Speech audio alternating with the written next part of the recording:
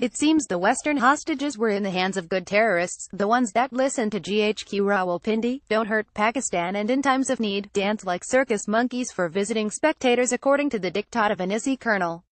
By Amrullah Saleh, U.S. relations with Pakistan resemble a broken affair between two unequal partners which will neither be healed nor end in a settlement. It will continue to be troubled as both sides claim and cry betrayal and disloyalty by the other.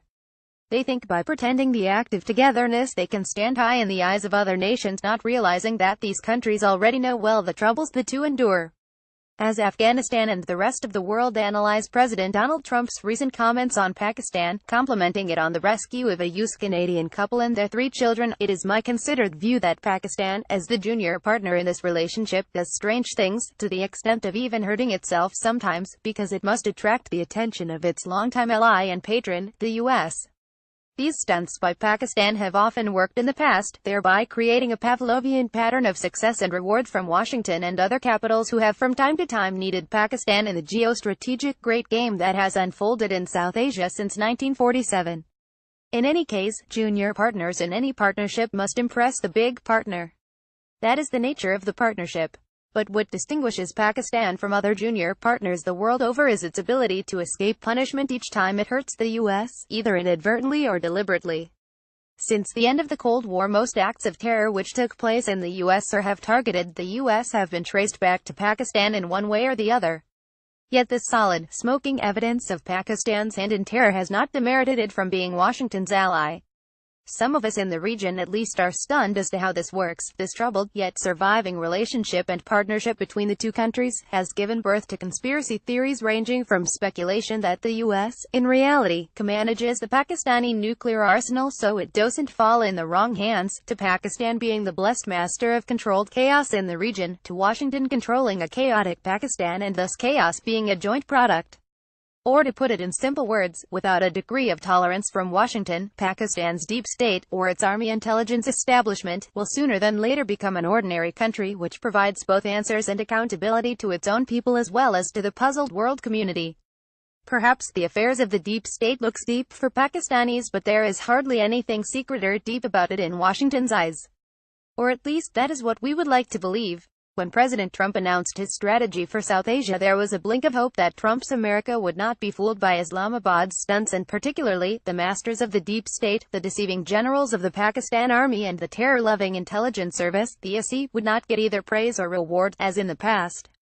It was hoped that piecemeal anti-terror talk or action would not be rewarded, in order to bring a meaningful paradigm shift in the behavior and strategies of General Headquarters in Rawalpindi.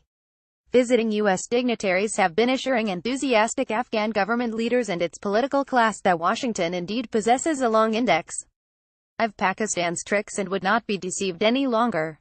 All of this was music to the ears of Kabul. Afghans continue to pay the highest human cost in the ongoing war against terror and have a right to know Washington's perspective and policies which have direct bearing on their lives. However, in yet another stunt drama, the Pakistan army has earned the highest praise from President Trump in the form of a public tweet. When the American University of Afghanistan was attacked by the Haqqani network, its Pakistan-based handlers were on live communication with the suicide attackers, guiding them as to how no mercy should be showed to any student or faculty and how to ensure maximum pain and causality. It is an open secret in Kabul that the youth Canadian couple and their family that was recently rescued had been kept in Waziristan for some time, in the exact same part of Pakistan where the Pakistan Army only recently declared mission accomplished of its Zarbizab operation and sent all the bad and unwanted terrorists to Afghanistan. It seems that the Western hostages were in the hands of good terrorists, the ones that listen to GHQ Rawa, don't hurt Pakistan, and in times of need, dance like circus monkeys for visiting spectators according to the diktat of an ISI colonel. The Western hostages were in the hands of good terrorists. So when they were released as a result of a well-planned, well-executed surgical operation in which only 4 tires of a vehicle were punctured, we all laughed. At least that is the official story, that professional Pakistan Army personnel only fired at the tires of a vehicle in which the hostages were being moved from one location to another. What's the need to damage even the engine of such a vehicle? Better to keep it as low-priced in operation as possible. Perhaps the driver of the vehicle will come in handy when the need arises again to puncture 4 more tires. Better to have an experienced and well-rehearsed asset ready for the next time. To be sure, the next stunt or episode is a matter of time, not a matter of if.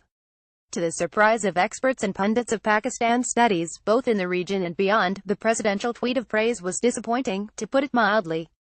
Has America been deceived once again? Who advised the president to praise the ISI and show disregard to the very index of tricks we had all reckoned Washington had smartened up about? Is there something much bigger and deeper cooking that we, the Afghans, don't know? Or was the operation to rescue the US-Canadian couple entirely done by US Special Forces deep inside Pakistan, and the price US paid to keep Pakistan silent was a presidential tweet we, again, don't know?